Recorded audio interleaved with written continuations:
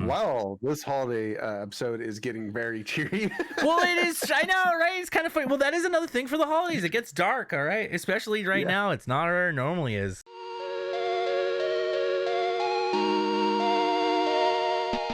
Welcome to Otaku Flavored.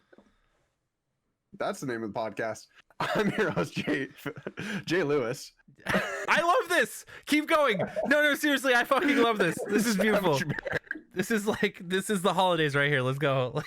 Yeah, holiday cheer, holiday spreading everywhere. Tried to find a Santa hat, couldn't do it. I tried to find a Santa hat. Bear? Dude, I tried to find a Santa hat too. Sorry to talk over you right there, but like seriously, I was too excited. Like, why are Santa hats so hard to find right now? What the hell, dude? I went to actually try to buy us like some because I don't have one currently, and I was like, you know what? They gotta have some in store. They're sold out everywhere. Who is binging Santa hats? All right, you guys. Somebody out there is definitely doing it. Who in the pandemic is hoarding Santa hats, and why are you doing it? Okay, I needed a Santa hat for my. I know I have one sitting around somewhere that I was looking through all of my stuff. I was like, I know I put it somewhere. It's got to be here.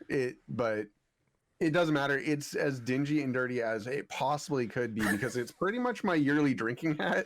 It's a bit of a family tradition. Really? Yeah, if I have a Santa hat on, it means it's the one day of the year that I'm going to be full of Christmas cheer, and my hand's never going to be empty of a drink. Okay, I think that's an interesting way to handle that. You're like, all right, well, Santa hat's on. Time to drink and have everyone tell me what to do. Like, yeah, Jay will be merry. That's how it goes. The one day I must be merry. Man. Yeah, I don't know. I don't have a Santa hat because we don't really celebrate Christmas all that much. My parents one of them is Christian and the other one is Jewish. So my mom's Jewish and she mainly runs the holidays in the house. So the house is mainly Hanukkah. So happy Hanukkah. I know today's technically the last day. This is going to be past that. Oh, hey. Yeah. Cool. So happy holidays, everyone. Like, we celebrate everything in this household personally. So we're all over the place. I celebrate next to nothing. Yeah. Dude, holidays are a weird thing. Like, holidays are one of those things that unless you have like traditions that are steep, like kind of like the hat, where it becomes a holiday tradition that now is a thing that you'll pass on, that you'll do every year. And without, hopefully I don't pass that on. You're like, son, here is the hat. You must wear this. You must wear this and get drunk, and I will tell you everything that must be done. But no, you must be merry, son, I swear. But yeah, it's weird that if you don't have like the tradition of doing those things, then it just doesn't really happen. Like, I'm not really big on holidays necessarily. I do love Halloween. That's probably my favorite holiday. But yeah, I don't really have many actual traditions that I don't know. Like, if I wasn't right now living with my parents, I don't know if I would have holiday traditions as much as I do currently. Like, yeah. Do you have a tree? By myself, I don't celebrate anything really, but I also never really have. Despite the fact that my mom is the antithesis or the pinnacle of what you would see of the tricked out houses with all the lights and like the. Oh, really? Yeah, she decorates on the level of like gets noticed in the newspaper or has the electric bill that might get a credit for because they've exceeded way too much. And there's people who will help pay for those things. It's to excess, and I don't know if that helped ruin it for me as a kid or the fact that like it was intermittent for me where I'm not like bouncing between my dad's house and there, or like I don't know what it is, but I never caught on to the Christmas spirit the way that everybody else in my family has, because there's definitely Christmas that happens in my family, and I've been the Grinch of the family, I think is the best way to explain it, maybe. I could see that. I think the interesting thing about holidays in general is they're usually spent with other people. And a lot of the times, if you are by yourself or hanging out by yourself, like, why would you necessarily? Yeah.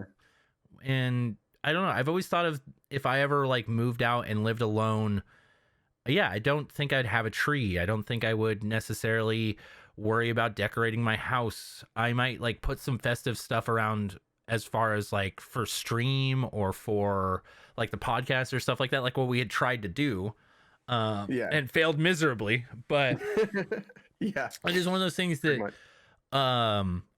I could foresee doing that. But as far as like holiday traditions and stuff, I don't really see me spreading like or continuing that, because I'm not a big fan necessarily. Yeah, I think maybe if like I had like a kid or something like that, maybe like that Christmas stuff would like come alive in me and I would want to support it or something. But yeah, as it stands right now, I don't have that drive, and I didn't have that as a kid for one reason or another. It's my dad never had any of that holiday spirit stuff.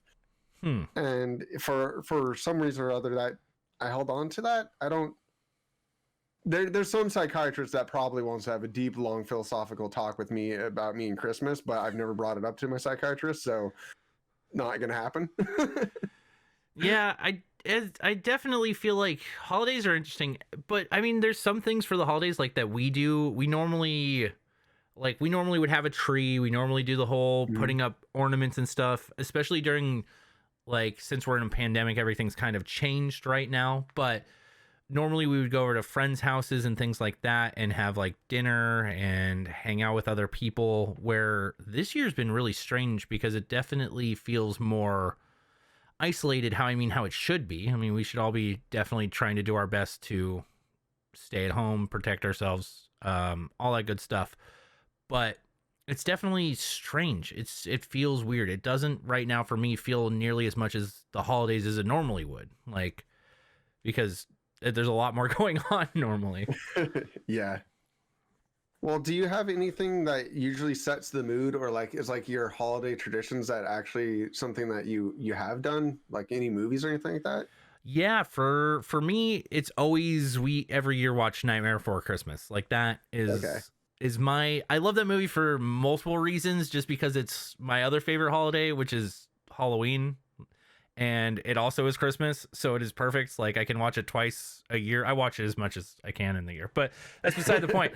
But it's one of those things that's it's my favorite Christmas movie, mainly because it's not just about Christmas. Christmas movies are strange to me because I feel like a lot of Christmas movies are just set during a holiday time and aren't necessarily about the holidays. Do you have a favorite holiday movie? So I'm a person who still loves the, despite my humbuggery, I still love the Rudolph the Red-Nosed Reindeer stuff. Island with Toys, like those like really like cheesy Christmas stories.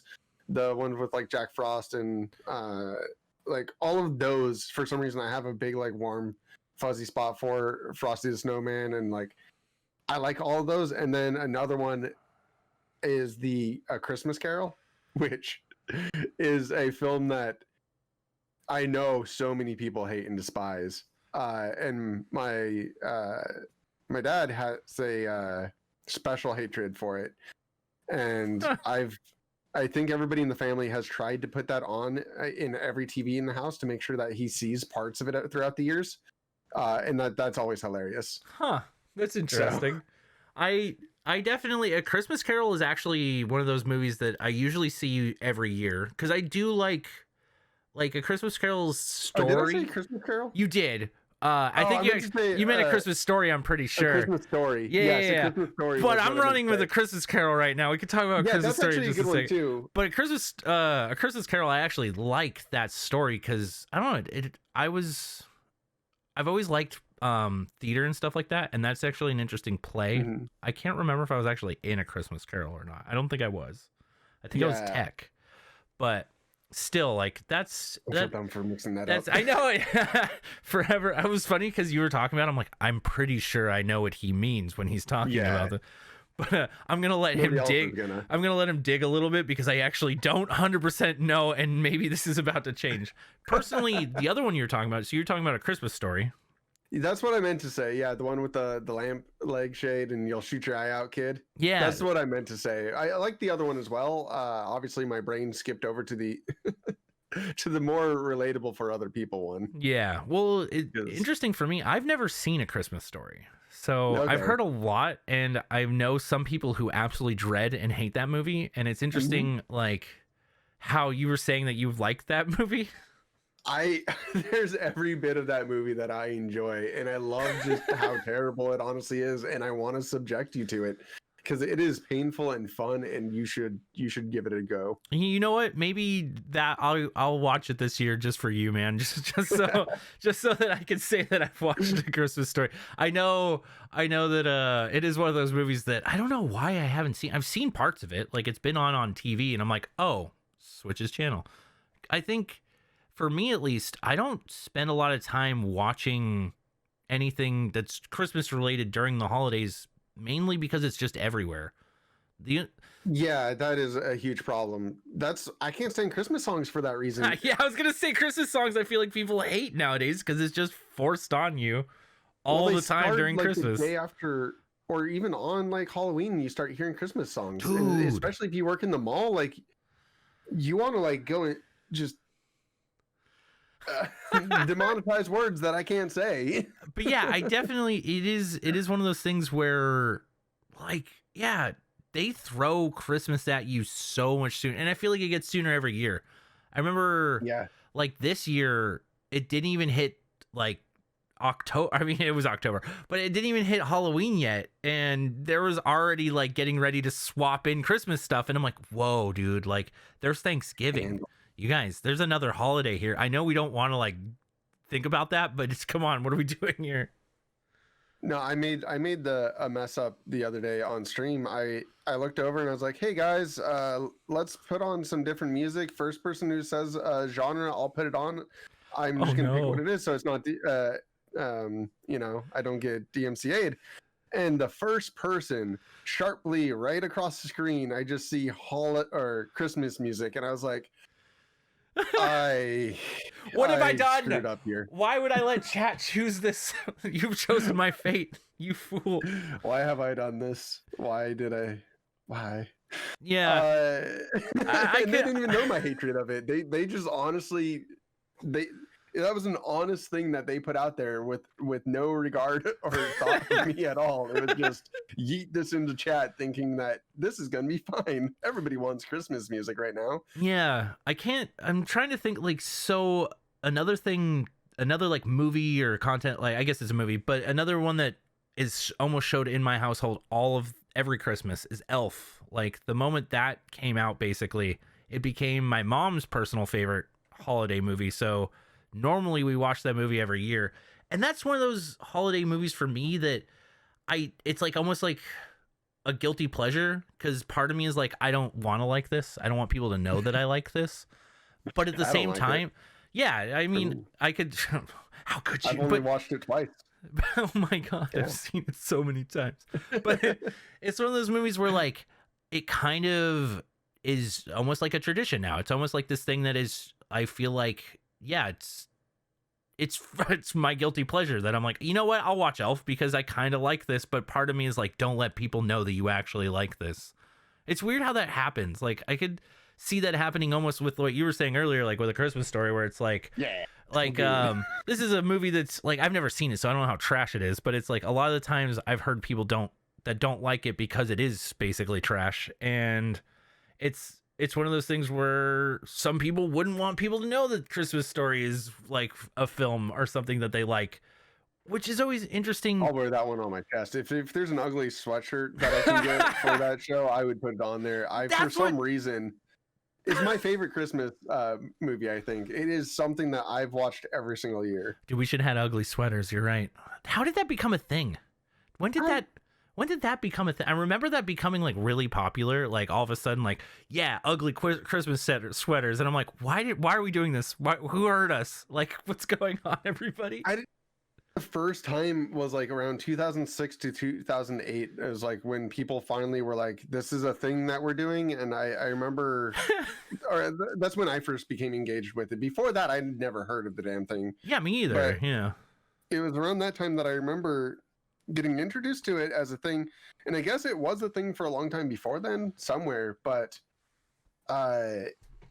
yeah, whoever started it, I don't understand. I don't understand it. It's one of like, I understand wearing sweaters during the holiday. It's cold out, you guys. Like, stay warm. Get a blanket, bundle up. Why are we going ugly Christmas sweaters? Like, who was like, it's a good idea. These things that are clearly like, it's kind of funny to think about in some ways, because it's like, sure, we're embracing something that normally rest of the year people would be like, why are you wearing that? That thing's cringe. Like, you don't see people wearing like an ugly Christmas sweater style thing throughout the rest of the year. It's just this. I think it started from seniority, like it was. I can't say the dang word that I want to say, but it was an honest thing that I think, people were getting knitted sweatshirts from family members. Or it was like a sincere thing, or like. Yeah, it was sincere. There we go. Like it started. I'm guessing it started as a sincere thing that people honestly were given, and they just were like, "Well, I hate this," and to make it like acceptable, they're like. They made an excuse, like, I'm doing an ugly sweatshirt thing to their friends or to their friends. Why at their families like, oh no, Nana, I love your sweatshirt. Nana, no, I enjoy that. It makes me itch to the fiery depths of my soul. The funny thing is, I definitely think you're onto something with the whole fact that it started with a gift that no one wanted and then became a thing where it's like, you know what, we're all getting gifts that we don't want necessarily. Let's turn it into more of like, this is a joke, this is a thing that I can wear, like, embrace it. Yeah. Which is, I kind of can like that. That's kind of more endearing. And I kind of hope it's that, or maybe it's just some really good marketing. That's possible too. Sweatshirts. Yeah, some sweatshirt companies like, dude, all we do is we make ugly Christmas sweaters. Like, how are we gonna make this a thing? And they're like, you know what? I got it. All right, we make an ugly Christmas sweater party, and it goes viral. And now, next thing you know, everybody wants our ugly sweaters. It would be brilliant, I guess. It would work. I think I definitely do want my solution to the thing, and I almost feel like that's got to be more correct, but I think so too. But that would be an interesting tale if anyone in the comments actually knows where ugly Christmas sweaters, like parties or any of that, actually stems from. Or I always love asking comments where it's like easily questionable stuff that you could search on Google, but we're now currently recording, so I'm throwing it on you guys to do my Google search. I'm not going to be bothered to actually look it up later. I'll forget that we even talked about it a week from now. I think that's one of my favorite things about watching the podcast when it finally gets posted, because I've talked to people. They're like, "Oh, what do you guys talk about in the next podcast?" And I'm like, I don't remember a single thing. That's one of the. I just blacked out. We talked. We were just talking, right? It's one of those things too. We were done, and it happens. And now I can watch it and enjoy it for whatever the heck it is, because it's honestly brand new to me. Yeah, I think that I know, right? All of a sudden, you're like, "Hey, that's kind of smart that we talked about that." But I think it's because a lot of the times we're recording these kind of advanced before we release them. So by the time it's releasing, they're like, "So what about that thing that you did weeks ago? Like, what did you talk about?" And you're like, I don't remember. I've had a lot of stuff happen between now and then, and a lot of stuff has come up. So yeah, I don't remember. For me, I edit these, so a lot of the times I'm like, it's different for you. I'm forced to remember I have like Vietnam flashbacks. I get PTSD of having to like. People are like, "What did you guys talk about in the podcast?" Oh God, no. Oh no. Yeah, I enjoy how like just new. Like I come into it at like a viewer basically. I have no idea what's going on, and which is good. Great. I enjoy my stance on this. I actually really like that you do from my perspective, because it helps with feedback. Like, your perspective is very closer to the people who are now watching this like right now basically, and you can tell me like, oh, by the way, this came across in a certain way or things like that, because when I'm sitting there in edit mode watching the stuff, I'm like, all right, cool, we talked about this so much that it's now sunk in, and it feels like, oh, this wasn't this. Maybe it starts off super cringe to me, or maybe it starts off with me saying too much or like too much or whatever. And by the time I'm done listening to it for the 15th time, I'm used to it. Yeah, you So become numb to it. Yeah. kind of, Yeah. yeah, in a It's way. something where, yeah, I've noticed that I definitely have some speaking problems I need to correct. And thank you guys for all sticking through all of our horrible speaking habits. And hopefully we get better with those as we keep going. I really hope we do as well. I have a lot of issues with my big one that I've always tried to work on is like. I hate the word, and I feel like you can say so many other things in place of like, but I always use it. I always go back to it. Especially when I catch myself, like when I'm not trying to catch myself, I guess. I'm like, I see, I just did it, but it's one of those, it just happened. It really does just come out. And is another one that's really hard for a lot of people. There's one that burns the crap out of me. And I will blame on a teacher for getting that stuck in my head because they wanted me to stop saying things all the time. And so in order to stop saying things, because it was a great way to fill in words and explain parts of things that I wasn't completely like cognitively ready to explain, I was trying to, piece together my information and build a full story to whatever I was going for. And they were like, stop saying thing. And every time you say thing, you're in trouble. And that was a huge problem. So I got rid of it by replacing, when I was about to say it, I would immediately be like, don't say thing. So I'd be like, ... next thing. And it was just like, I was stopping replacing words and just using filler in order to just make up for the lack of what I had in like trying to find a new descriptive word. And so that's how I know that slipped into my vocabulary of just using it to ad nauseum. And I really hate that occurred because now thing is such a ubiquitous word. And if I don't say thing, I'm going to start cursing. And that's my new filler words. I think it is interesting that, yeah, you get stuck trying to think. So you have to put a word there, or you have to try to fill in your speech pattern when you're doing like sort of like these things where you want to come across as, oh, look at me, I can talk. And I don't want you guys to realize that I'm struggling to figure out what I'm trying to say right now. I don't want dead air. I don't want to just sit here and look like an idiot. So I have to figure out a word that I'm going to put there. And it is also interesting to think that you said that you replaced thing. So since you can't use thing as much, like you put curse words there instead. And yeah, now.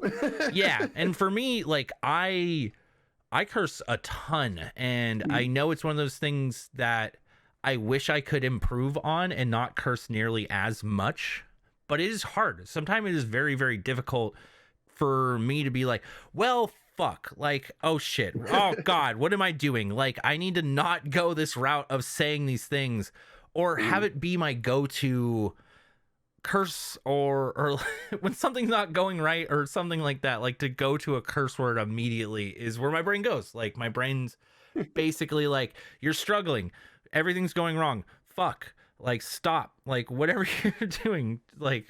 But yeah, I don't know, I get really bad. I will say that I've learned to not curse when I'm around my nieces and nephews or my friends' kids a lot. That's good. And here's a weird bad problem with it is I get very foul with my fluffing language and telling things to go stuff themselves. Like, I get very vulgar with words that are not curse words, and it's just like, I feel like I'm doing worse damage than if I was to just swear. I actually, I almost have like the opposite. I'm like aware of it, right? I don't have like, as far as where I'm not around a lot of children, and I'm not around a lot of like young people, basically, unless I'm out and about. And it's so bad sometimes. Like, even today, we were going to the market to get you heavy whipping cream, and I got out of the car and I'm talking and I'm like, well, fuck. And I look over and there's like a car parked next to us with the windows down, and there's a little kid in there. And I'm like thinking to myself, I'm like, oh, this is so bad.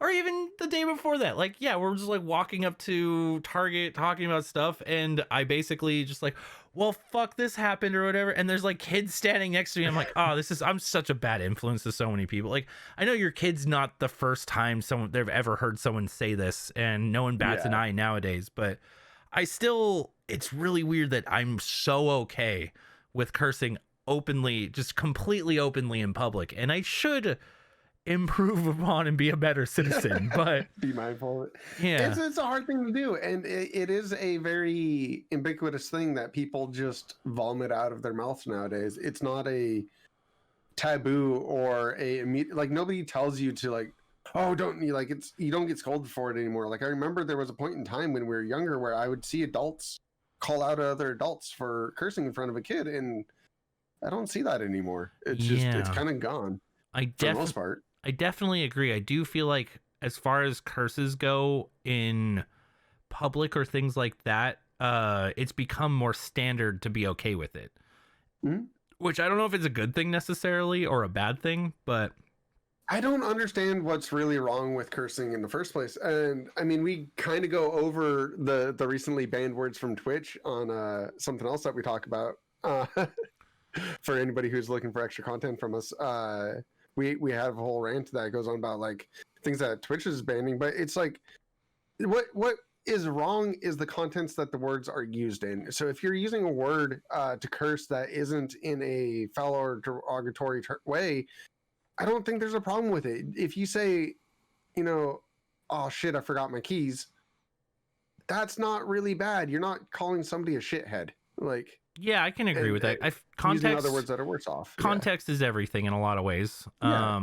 And just how things, I think for me, what it really comes down to is respect. I mean, even like since we're like in the holidays and talking about this stuff, I feel like a lot of people during these times get more respectful because they start like realize this is a time for family. This is a time that you're around other people. You start realizing that maybe me doing these things isn't as respectful to everyone around me, and it is one of those things where we've kind of we're getting less and less in touch with respecting each other. I do feel like a lot of people don't care nearly as much about their fellow random human being nowadays as they might have even like 10, 20 years ago. I mean, just look at the amount of people who won't want to put on a mask. Well, I mean, yes, this pandemic has opened up a lot of... Screw you if you don't wear one. Has opened up a lot of, like, people realizing... Yeah, because it's strange to me. I understand, like, kind of where people come from because I like playing devil's advocate. I like looking at how, like, okay, how does this person think? How could they get to there? But at the end of the day, like, how can you not respect your other fellow person so much that you're not willing to take a second out of your day to basically help them or do something that's fairly straightforward to help us get all out of said situation or whatever it might be. I know that like right now, especially this is a whole different topic because it's whole different stuff. Yeah. It's like survival, but I do think that now that it is like the holidays, like you would think like more stuff would come back to civility, but at the same time, it doesn't feel like the holidays. I didn't even notice Thanksgiving. Honestly, I don't think I did a single thing on Thanksgiving. I didn't do anything on Halloween. I haven't celebrated a holiday. It doesn't feel like any of those days have come and passed for me at all. I've been inside. In fact, for Christmas, I'm planning to do stream all day. Like when I wake up in the morning, whenever that is, I'm going to pop on stream. I'm going to play some games. I'm going to draw some random art. And that's all I'm going to do all day because it's the closest I'm going to get to any sense of community with anybody for that day. And that's my plan. And that's not anything close to what I did last year. But then again, that's actually probably better than what I did last year. Yeah. And which is a whole nother story. Yeah. It's just trying to survive. No. Yeah. Yeah, I remember that actually. But I agree. Like normally this time of year, I'm spending it with other people, like going to parties or hanging out with friends or family or doing things like that. And this year, I'm not going to be doing any of those things. So it does feel... This year, I'm probably going to just sleep in. I know I have some presents that we've like gone for just family and stuff like that. So we'll probably open those. But other than that, yeah, I'm basically just gonna stop by and play some Mario Kart with me, dude. I mean, sure, yeah. Well, I'll be free, so I'm down. I'm down. Yeah, I know I'm gonna. Truthfully, I've actually planned to sleep in that day, wake up, and watch anime. It's kind of weird, but like that was my goal for that. Basically, sit down, snuggle up because it's going to be cold. I mean, here being cold is nothing, but still. And then yeah, just basically hang out and watch anime all day. It's fair enough. I wish I could think of more like really good like holiday or Christmas themed anime to like suggest for people to watch. The one that I like immediately comes to my head is one that I don't think I would ever suggest to anybody else. But the first 3 episodes are basically them getting ready for a Christmas party, which is the mysterious disappearance of Nakano Yuki, which is a split off series from the Melancholy of Haru Susumiya. Okay. But I don't think I'd recommend that to anybody, unless you really want to just watch. If you watched the original series, so you could appreciate the second series, and then if you want to watch the other series, it's a romance slice of life. Okay. But if anybody's into that one, that's the only one that comes to my mind that I would even suggest somebody to go out and watch. Yeah, But strangely for me, like I can't even. It was weird because I was trying to think of stuff for to talk about as far as animes go and the holidays, and I was like, wait, I can't even think of an episode. I think the only one I can think of that's like a special or something like that is like the Love Hina holiday special. But other than that, I was trying to like rack my brain, like what have I watched that has holiday specials in it? And I'm like, nothing really. Everything has beach episodes, but nothing has. Yeah, everything has a beach episode or a sauna episode. There's a few anime out there that definitely do have Christmas episodes. They don't pop to mind though the same way because it's such a small little bit of it. I think like My Neighbor is a Vampire or something like that has a Christmas episode. Once again, another slice of life. Don't at me. Yeah, but there's. In America, it's a thing to do that series, like, and also this takes place with series that run for years on end instead of season after season. Anime only runs sometimes 12 to 24 episodes, so it doesn't really make sense. And they only come out during one season, so if they come out during the winter season, they might have like some winter themes. But in America, we have those shows that run for 4 years, and they have the Halloween episode, they have the Christmas episode, and they have the Valentine's Day and things like that, and it's like those are ubiquitous to the American just culture of TV shows. You don't see that occurring too much in anime, and maybe it does, and we're just tuning it out. But yeah, as far as I can always think, it's the beach episode and the sauna episode. Yeah, because I agree. Like The Simpsons comes to mind, Family Guy, stuff like that. Like. American Dad, they'll have Sabrina.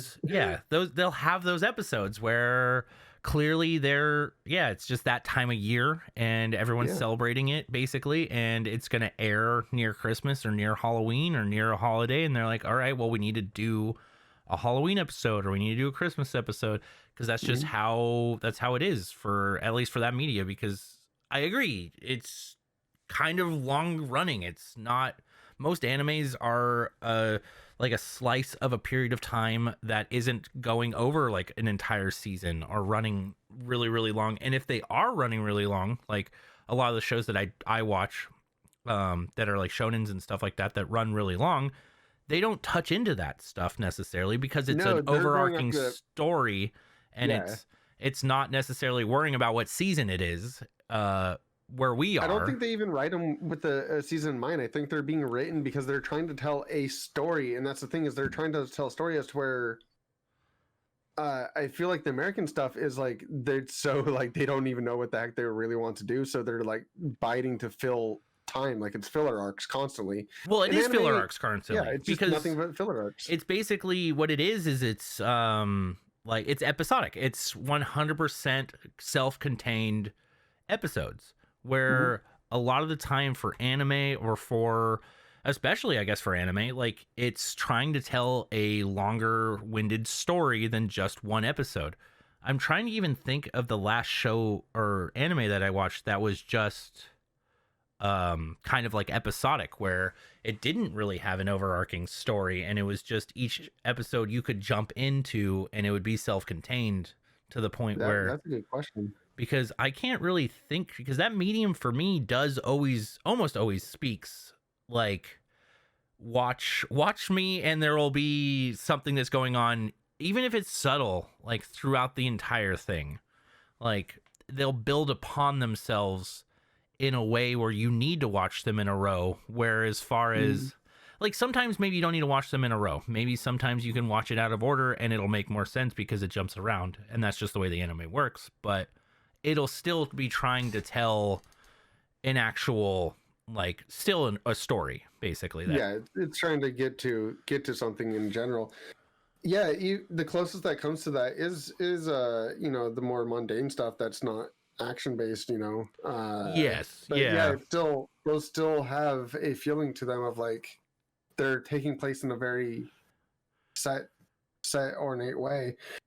There's one that I've been watching called Cromartie High School. I don't know if you've watched Cromartie High School, but that is those episodes are fairly self-contained. Almost every single one of them is just. What's that one about?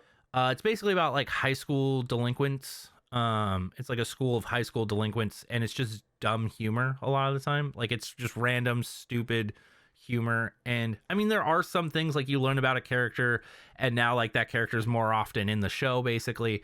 But you could potentially jump in from episode 6, and the only thing that you wouldn't know is every character's name or thing like that. But you could still watch it. Like it's just I remember you telling me about this one. It's the one that I keep forgetting every time that you bring it up, I think. Yeah, probably. I mean, I did bring it up once. It's good. It is good. I like it a lot. It is very funny. It's kind of my like I've been watching a lot of Jujutsu Kaisen. I think that's what it's called. I've been watching that's it. I've been watching that a lot recently, and it's kind of my wind down. So I'll like watch a couple episodes of that, and then I'll be like, all right, cool. I've watched 3 episodes of Jujutsu. I'm now going to watch like an episode of Cromartie before I go to bed. Mainly because Cromartie High School they're 11-minute episodes. They're short. So they're kind of like consumable, very easily consumable. Okay. But yeah, good show. If you guys want to check out something dumb, it's old. It's an older show.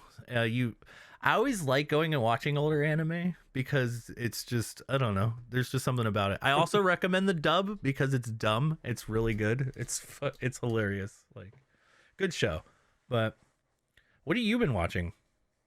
I have been watching the Kaijin one, the one that you said that you're watching. Oh, Jujutsu Kaisen, yeah. Yeah, I've been watching that. That's the only thing from the season that I've been watching.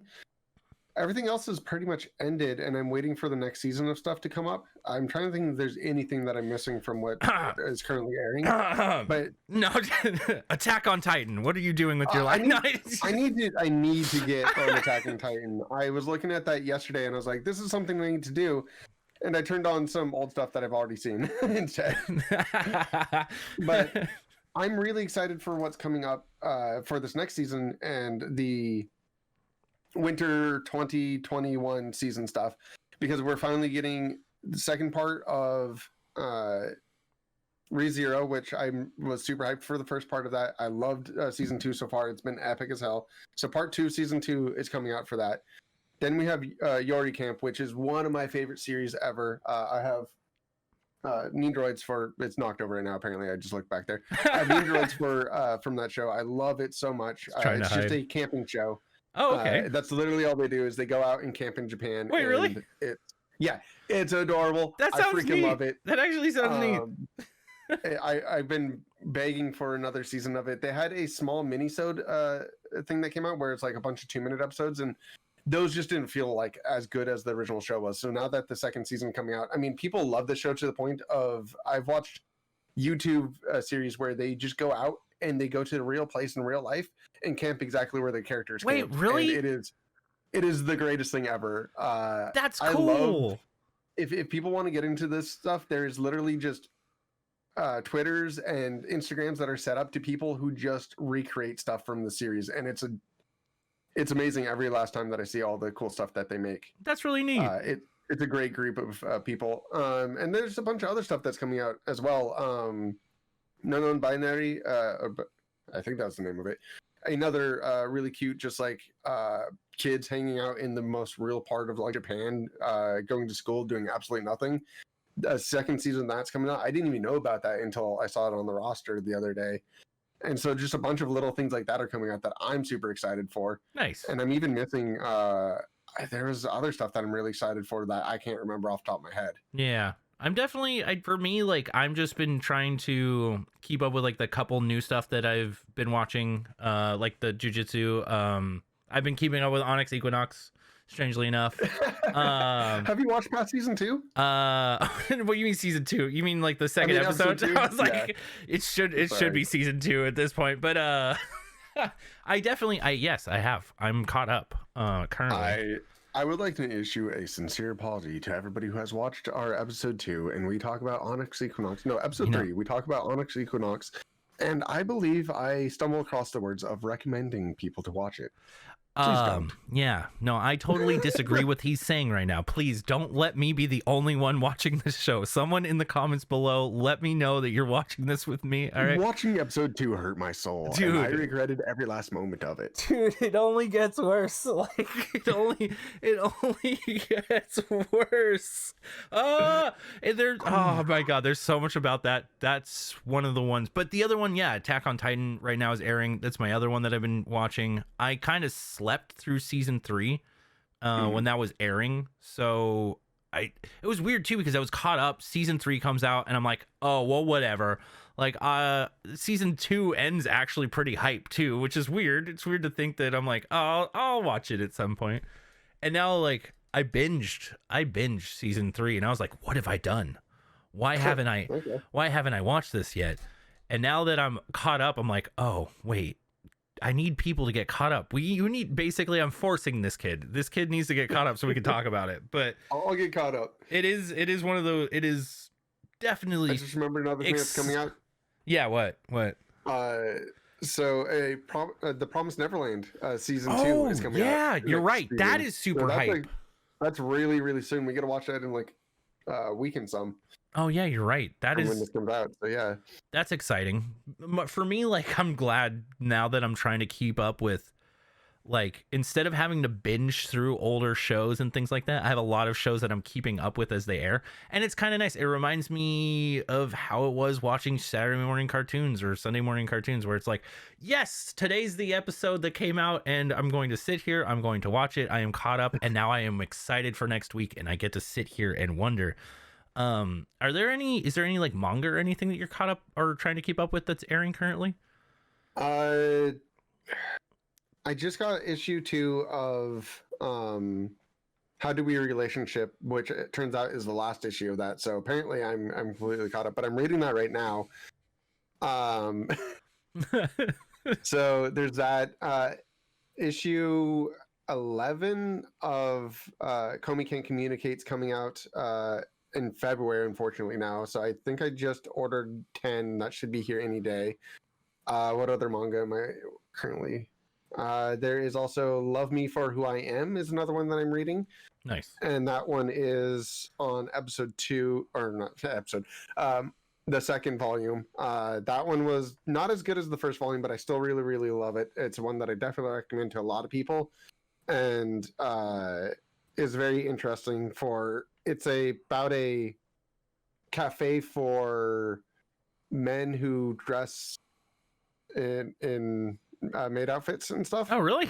And it's a very interesting tale because there's some characters that are transgendered in it who identify as female, and then there's some of them that are in it because they just really love to dress pretty, and there's just such a huge cast of these different people who are in there for different reasons, and there's some people who are very against it, a lot of people who support it. There's one character that's fighting with like the feelings of like he thinks that he loves one of the characters that is non-binary at all, and he's like battling with that like idea of like, does this mean I'm gay type of thing. And it's like, it's a very interesting dynamic look at it, and it's from a writer in Japan, and I really enjoy it, so I recommend people check that one out. It's a very interesting one. That sounds neat.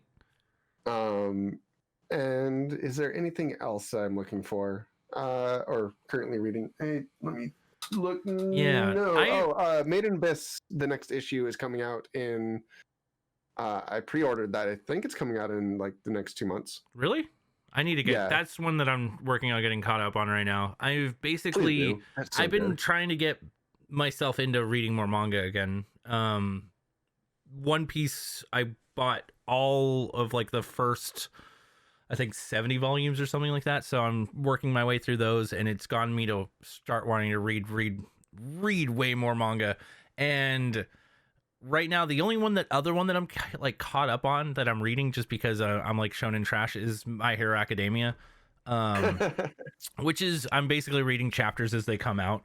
And they caught up to when Bakugo dies. Oh my god, you can't say such things. I feel like this is the whole right. I feel like, dude, I feel like this is how we die. This is how this is how you can't just say these things. No, okay. What are you doing? No, I'm just kidding. That's their fault. I know. So that was a big meme that popped up thanks to what Nux Taku, I believe, was the person who started that thing. Yeah. And oh my god. Dude, I died when that happened. I love the amount of like fan creations that were made around that. People straight up made entire manga pages dedicated to his death scene. Yeah, dude. Yeah. What, dude, I swear, it's really weird for me because that is one of the series that so many people absolutely adore, absolutely love. I actually have been enjoying the manga so far. I really do like it, but it is one of those things where it's so polarized. I feel like if they killed Bakugo or if they did anything like that, like what you just said, like people would lose their shit, dude. Oh yeah, no, there was literally people who replied to the Bakugo's death stuff, and they're like, "Well, good. Now I can stop reading this obviously shit show that the author doesn't care about." And it's like, what?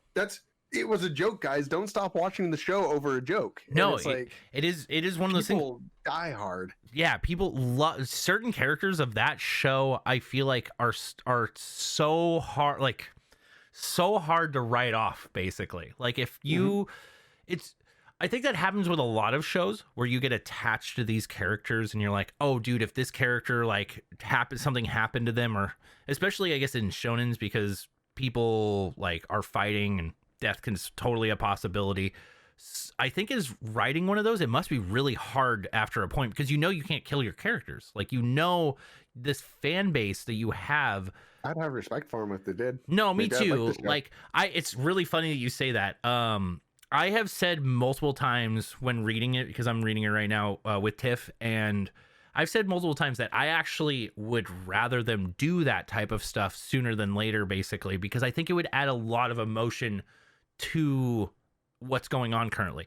Like, especially where they are right now, there's been so many moments where I'm like, oh no, all right, May. But I don't want to like feeling that they're actually in danger sometime and they all don't have plot armor. Yeah, exactly. I don't want to like spoil anything, but it does feel that way after a while where you're like, oh, they're never going to kill you off. You're never going to die. You're in this dire situation. And I think that happens a lot, especially in shonens, especially in like One Piece or like, Bleach or any of these shows where your main character, he's going to live through this. There's no way. He's getting beat up to hell right now. He could potentially die.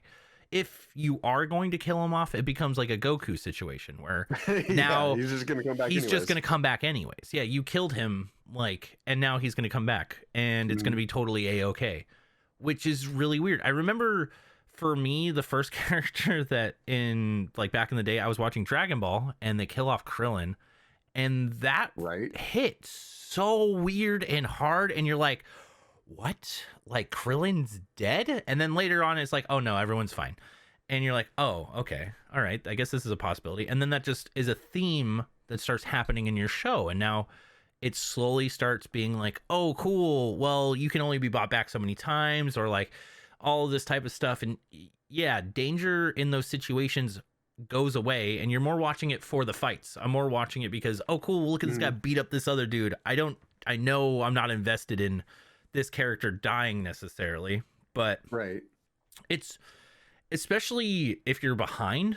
I don't know, like for me, I'm getting caught up on One Piece right now, and I know clearly that wherever they are right now, I'm pretty sure, I don't know, I haven't looked that far ahead, but I'm pretty sure that they're not going to kill him off because I'm like 100 episodes behind. There would be 100 episodes without Luffy, which doesn't make sense. But yeah, that would be a weird thing to do. so it's weird, like being behind in a show and you're like, okay, well, they can't die, but I know the moment I get caught up, right, and I see him getting beat to shit, I'm gonna be like, oh no, Luffy's gonna die right now. It's really weird how I get into those moments where, like, yeah, no, your writer isn't gonna write off your main character unless it's near the end, but even then, no balls. but even then, like, a lot of the times, like, they'll maim your character or things like that, but they're not going to forever kill off said character. It is very rare, especially in the stuff that I've watched and kept up with, where they'll kill off an actual character. Yeah. I hope that narratively that changes somewhere at some point in time.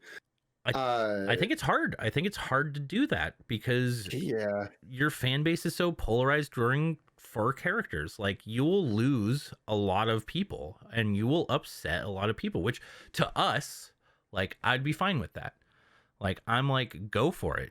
Yeah, like, you're gonna upset some people, but man, you're gonna make some people feel like, man, I really want to do spoilers right now for a show that actually does like kill off their main characters, but I don't want to say it right now because then I'd like ruin the show for people. yeah. And now I can't even mention it because there are some shows out there that do it sometimes, and it's so I guess yeah, to bring this back, how do you feel about that? So do you actually think killing off a main character is viable earlier, like before you finish your series?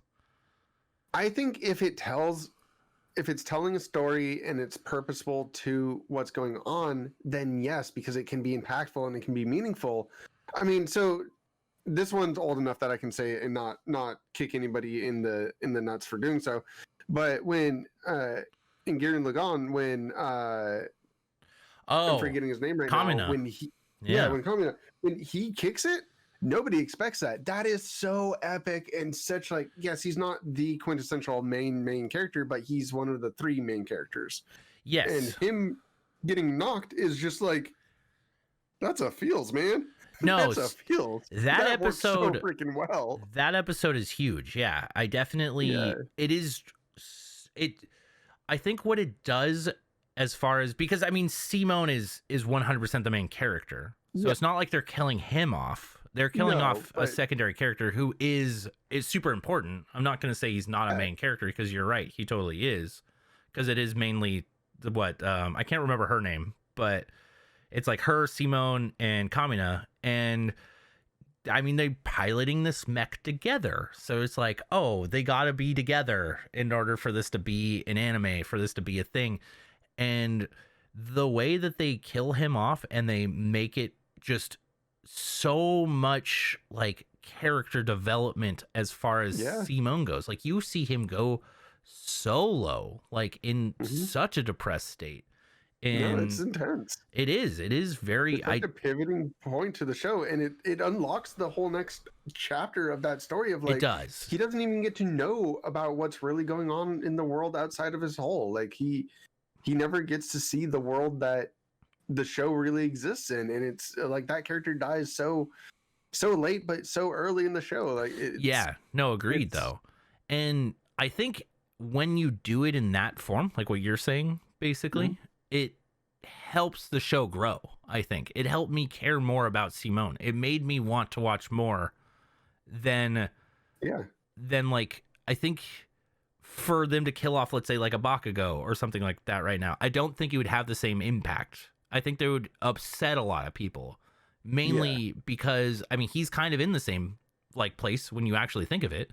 He is in the Kamina position, but I think he's been around so much longer, and you're so much more invested in this character than you were Kamina. I'm not saying you weren't, but by the time they kill Kamina off, you've known him for a shorter amount of time. You fell in love with him. You had enough time to like care about this character and get like bonds with him, and you're like, oh, he's sweet, he's awesome, and now he's gone. Where, like, to kill off someone who's been around for so long, I think it's not that it's more impactful, I just think that it's harder to come to terms with. Yeah, but that's what I'm saying. Like, if the story needs that part because that's what they're trying to tell, then I think that it's important to tell. Not all heroes make it out alive, and I think that's an important thing that some people need to hear and see. Like the idealized version of like we're all invincible superhero awesomeness and that's what you inspire to be isn't always true. Sometimes the person who, you know, the hero doesn't always make it out, and I think that's important because there's people who come behind them that are see that and experience that, and it builds the character who they are and creates the next epic story because of that, because somebody tries to finish the legacy that the person never did. Or I just feel like you're missing out on a ton of story opportunities by dismissing the idea that your main hero never dies. Yeah. And but at the same time, like that, yes, there's many stories where, you know, you get to tell the story of the hero because you survived. So like they're all valid. I don't want to diminish or delete the idea that we still have the same stories that we have right now, but I would just like to see the larger variance of it. And also, I think in America especially, we've gone to a point where we don't want to see or acknowledge death, and especially for those that we care about. We've put it so far off in the distance, and we just don't want to accept it in a way that I feel is almost unhealthy at this point. And I would like a more accepted reality to it, because it's an inevitability. We're all going to go there one day, and I wouldn't mind getting those emotions out through a TV show than getting hit over the head with them when a family member goes, you know? Yeah. Like it'd be nice to have more warm up to it. Yeah, and that is very, very true. I do think, especially in like our media and stuff like that, you do see it a lot less as far as dealing with death, basically, and dealing like actually having. I think for me, I was trying to think of a show that did a lot of death in a way that was memorable, and I think Game of Thrones did in the beginning for me do that sort of ordeal where I think they handled it. I had a few moments where I'm like, oh no, like this person that I really liked in the show is now gone, and like, fuck, what do I do? Yeah. Like, this is sad. I mean, Game of Thrones proves that it is a approachable thing that we can accomplish in our storytelling. Despite how it ended.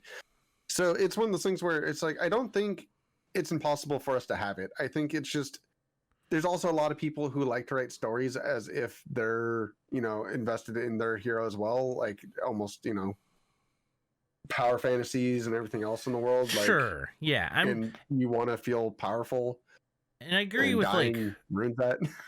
I agree with something that you said, which is I don't think everything needs to have people die. Like, I'm not saying like you can't have like don't get rid of what we currently have to make something new. But I do agree that the thought of being able to kill off a character, especially a main character, I think should become more. I kind of hope it would become more accepted, because it would allow for these moments where you don't know, like you, especially if you're good at writing, those moments where you injure a character enough that they're on death's door and you're like, oh God, and then you cut and you end that episode, like it can be heart-wrenching. It can be completely crazy. It can be one of the moments that you'll always remember for the rest of the thing. Even if you do go the route of like Dragon Ball Z, where you're like, okay, well, just kidding, everything's fine now. But that first time that it happens, even sometimes the second or third time, like as I was saying, like I will get invested in these characters sometime, even though I know like they're probably not going to die right now, but they're at the point where they potentially could die. And I'm like, oh shit, like, am I about to lose this character? I know I'm probably not, but like, it's weird because this actually reminds me of something from Star Wars, of all things, like from the latest movie, or like the last in the series, when they kill off Chewbacca. I'll never forget like the moment where like I was in the theater, I'm sitting there, and like they basically show Chewie's like ship fly up and explode, and this kid next to me is like, Mom, or no, that's right. This kid next to me like is sitting there, and his mom looks over and she's like, "Don't worry, honey. They wouldn't kill off Chewbacca like that." And I'm like, "Oh, thank you, lady. Like, I don't know who you are, but I really needed someone to say that right now." Because, like, of course they're not going to kill off Chewbacca, and clearly they didn't. Like, 2 scenes later, he's fine.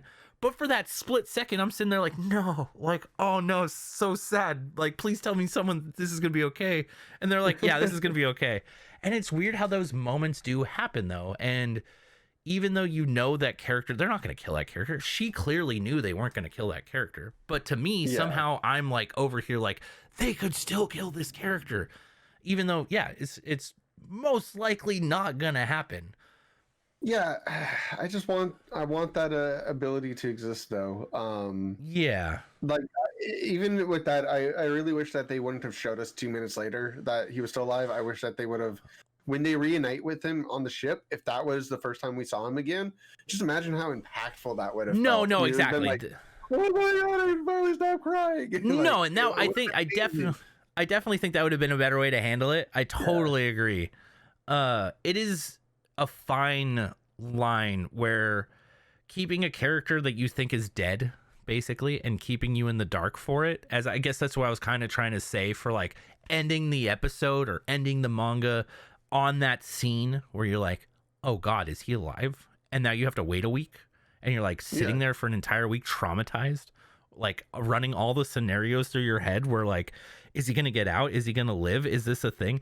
And I love those moments. I like live for those moments. And I know 90% of the time, yes, my character's going to live. And I do wish though that more of like, I guess how I felt with Game of Thrones with like at the end with Ned. This Game of Thrones been out long enough. So you guys fucking, if you haven't seen Game of Thrones by now, I'm sorry.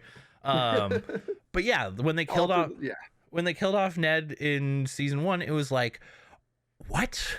No, like you can't just like you can't just do this. He's a main character. This whole show was about to be about him, I thought. And then I'm like, wait a second, no, it's not. I wish more of those moments would happen where you're invested and you're ready, and all of a sudden, nope, like it's not about that character, it's about this other character, which is hard to do correctly, I think, which is why I think honestly, a lot of people don't do it. Showed that. Oh yeah, no, I guess yes. Yeah. Equinox does it the wrong way. No, yeah, it is true. It is very hard to, I think, write that in a way that's impactful, that doesn't just come across as like throwing it in there for the sake of throwing it in there. Like, I'm killing off this character because I'm killing off this character. Yeah. And the weird thing for me personally is I think the thing that makes it difficult is the investment that you need in this character. That's why the Kamina reference, I think, is the best, because they nailed it. They had him around for a long enough period of time that you got invested into him, that you loved him, you liked his character. He brought Simone to be who Simone is. Yes. And you're like, what is Simone without him? And then the show basically goes, well, this is what Simone is without him. And you're like, I wasn't ready for this. Like, what? Like, I watched that show basically after it had been out for a long time. And I had no idea that was going to happen, but I luckily was able to start watching more and more episodes and see it, like, and binge the rest of it, where I didn't even like, dude, just to like be there for when that was airing and that whole episode. Now you're like watching the next one and you're like, wait a second, is he okay? Is he going to come back? Is everything going to be fine? Like, is this just a joke? Are we being pranked right now? Like, back when I watched that, I was watching it episode by episode, and I had 0 people who had seen it. I didn't know another human being on this earth that had watched it. I was just in the dark by myself. And so I was just by myself contemplating the death of this character and was like trying to figure out whether or not that was a real thing. And it wasn't the next week that I saw it. I didn't see the next episode for a long time, because it was still at the time that I was getting stuff on VHS from people. So I had to scrounge together the next episode, and I didn't even know if that was like, if I watched it the day that it aired, or if I watched it months later because it was being fan subbed by people. So yeah, I was I was so just like, oh crud, I need more. It took me a while to get the next one. So I spent a while just wondering. I was like, I think he's just dead. Yeah, no, because it is one of those things where it's weird, especially when you, like, in that instance where you basically know he's dead, but at the back of your mind you're like, is he dead? Like, I really don't want him to be, It but was the first anime I could remember as a in that age that I remember somebody like that dying. There isn't anything else that I could really point to that was similar to it. So I was very much under the idea of like, oh, he's like Ash Ketchum. Pikachu's gonna make a tear and he's gonna come back to life, you know, type of thing. no, it's true. Everything in animation in general had told me that somebody will cry over him and he'll come back to life. Like he's fine. uh, Which and yeah, he wasn't. which is interesting because it is like a lot of anime does have that whole aspect of, okay, we killed a character. Just kidding. Like, yeah, like Ash, that first time when that happens in the movie, yeah, you're like, dude, what? Like, Ash is dead. But then even like 30 seconds later, all of them are crying and all the tears are going to him. And you're like, this doesn't make sense, but I'm really glad this is happening. Yep.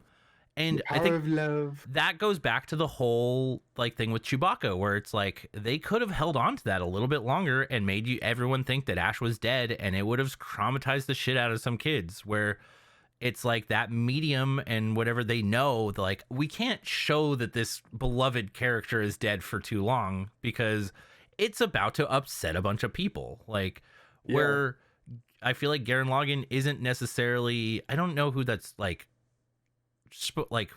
who would be watching that at what age, but it's not a Pokemon, and it's not like, I guess even Star Wars is probably, I would say, oriented towards a younger audience in some ways, but that, yeah, it's interesting that you just can't do that if you're putting it towards kids because people don't want to traumatize kids forever. And it makes sense. Like I wouldn't want to have my kid growing up and be like, yeah, Ash is gonna be okay, son, in like 30 minutes from now. Like, Yeah, but I don't know. It's so I come from a very obscured style of life where by the time that I saw that happen, while I was still in elementary school, I had seen my aunt pass away from a massive heart attack, my uncle OD, and just alcohol and drug problems leading to a lot of people around me dying.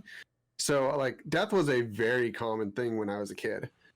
And I grew up in a really bad area with a bunch of bad stuff happening, and that was like a thing that I was almost numb to as a kid. So yeah, you don't want to traumatize kids, but at the same time, like it's life and you don't know when that's going to happen anyways. You don't know when because one thing I do really appreciate about anime is there's a lot of stories that do exist where like the main character's family like dies in the first episode or something like that, or like something traumatic happens and like you watch this person grow through a really hard situation. So like I've been able to relate to a ton of characters growing up, and so those stories always impact me and like help me and whatnot, especially when I was younger, to really just cope with all the things. And so I don't know, like I don't think it would traumatize kids. I think it's a thing that not showing somebody those type of things is more traumatizing because they'll experience it in a different way at some point. There's no way that somebody that you love isn't going to leave you at some point. And yeah, the fact that that could be tomorrow is a thing that you should try to prepare somebody for versus, you don't know. So maybe you're lucky. Maybe your family will live until you're in your 30s and 40s or whatever. But at that point, I've seen adults that get hit with their first like parent passing, and they're so distraught and they're so lost in the world, and they don't know how to cope with it because that's the first loss that they've ever had that's close to them, and that's really traumatic. As opposed to like somebody who I wouldn't call myself well adjusted by any means or that I have shit under control. I definitely don't. yeah, But I like when my dad died, and people are going to be confused about my continuity. Yes, I have two dads. One of them is a stepdad. If you ever hear me refer to my dad, I'm referring to my stepdad, and he's very much alive. But if I refer to my dad's dead. Yeah, okay. Followed it. Don't worry, nailed it. You're good. No. Continuity, yeah, crazy, weird enough. Like, I've experienced many people pass in my time, far more than I would say most people I know.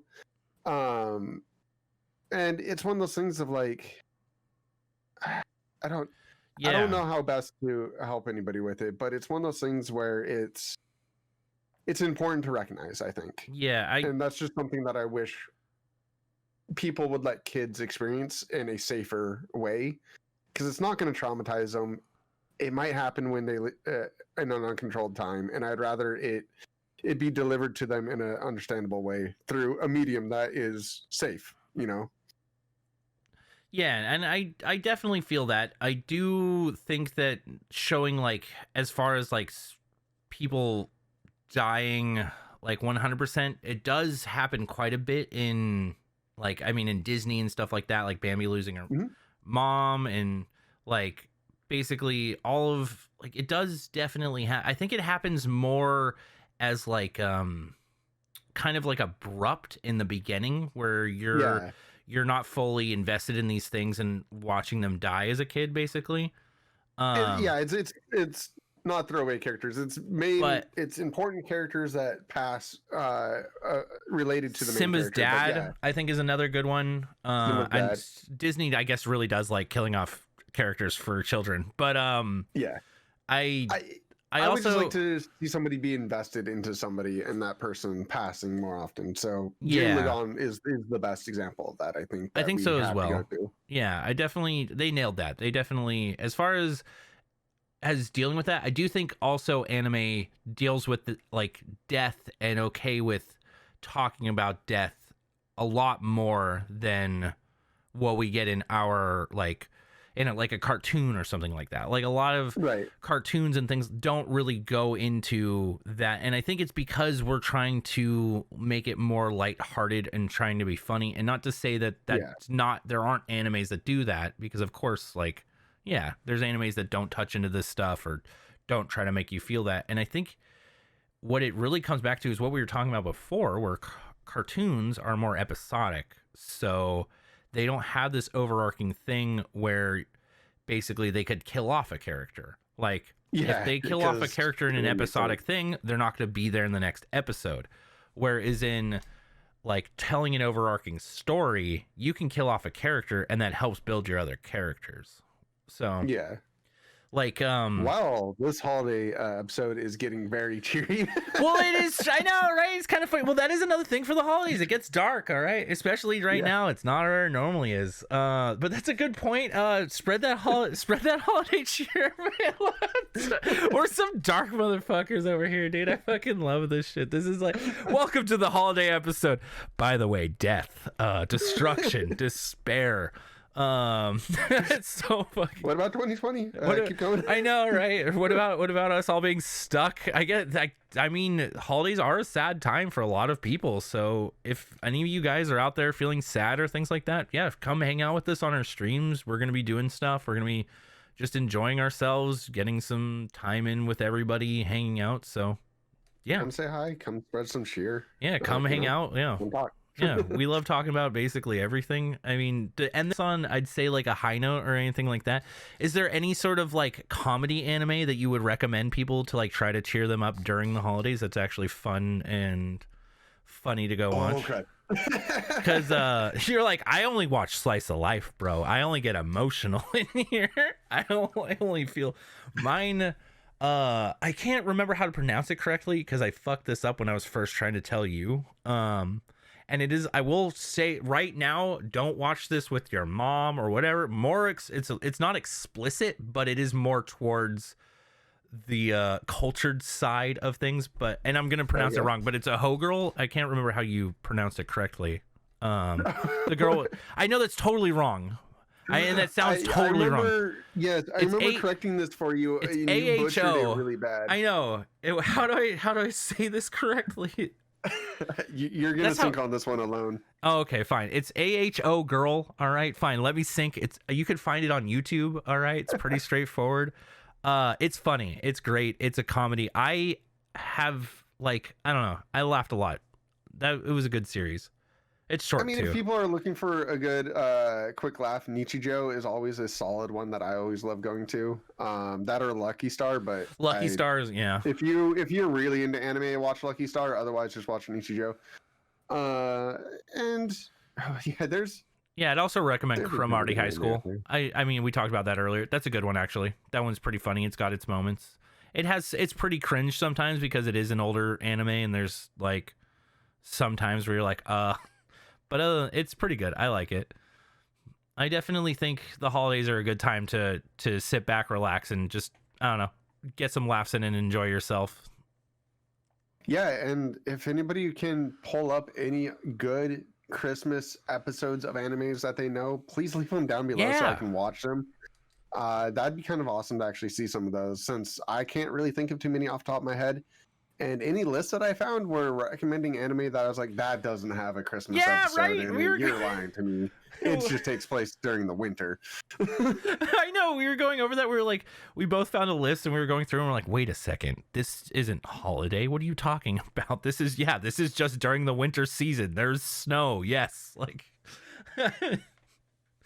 Oh man. But yeah, I definitely, I feel like, winter episodes or holiday episodes are kind of weird for me because I can't think of any. I literally racked my brain trying to do this. So please, you guys, let us know what we're missing out on, if we're missing out on anything, and yeah, we'll check them out. Watch Tokyo Godfather. That is a Christmas movie that is anime. So Okay. you can watch that. Yeah, I haven't watched that one. Maybe I'll watch that. Yeah. Yeah, it's a good one. And yeah, outside of that, I've got nothing else for you. Yeah, me either. I think this is probably a good place to end it on then. So you guys go check it out. Go let us know, and we'll see you guys next time. Yep. Have a great one, guys. Yeah. Bye, everybody.